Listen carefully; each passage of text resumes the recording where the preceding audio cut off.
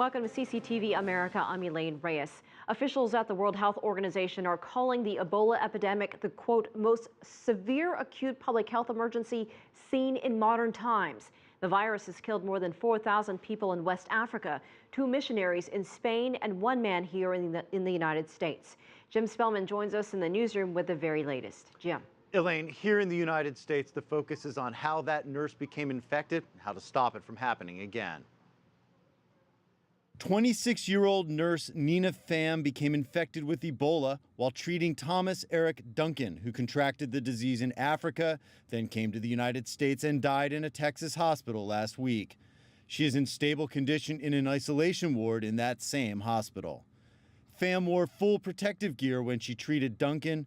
Authorities aren't sure how she became infected, but suspect she may have come into contact with the virus while taking off all that gear. If it is contaminated, there's the possibility that a worker will contaminate themselves and become infected in that process. All other healthcare workers who treated Duncan are now being monitored for signs of infection, as are 48 other people who had contact with Duncan.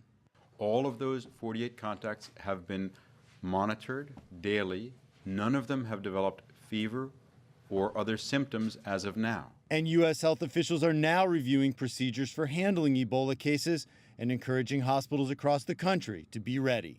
We have to rethink the way we address Ebola infection control, because even a single infection is unacceptable. U.S. President Barack Obama was briefed on the Ebola situation at the White House Monday. And in Liberia, the epicenter of the Ebola outbreak in West Africa, nurses and medical assistants have threatened to go on strike over hazard pay for working in high-risk Ebola wards. They complain of inadequate safety equipment, but so far most health professionals have been coming to work as usual. Authorities in Texas have decontaminated that nurse's home and quarantined her dog. They say she only had contact with 1 person while she was contagious. That contact is now being monitored.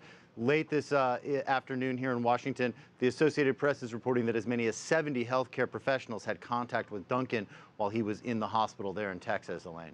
And Jim, any progress on a vaccine for Ebola? Human trials began Monday on an experimental vaccine made by Canadian researchers. This first wave of trials will just test to see if it is safe for humans. Later stages of testing would gauge its effectiveness against Ebola. Another U.S.-made vaccine is also being tested, but these vaccines take months at minimum to get through testing and into manufacturing. So even if these vaccines prove safe and effective, they're not likely to have much impact on this current outbreak, Elaine. All right, Jim Spellman in our Washington newsroom.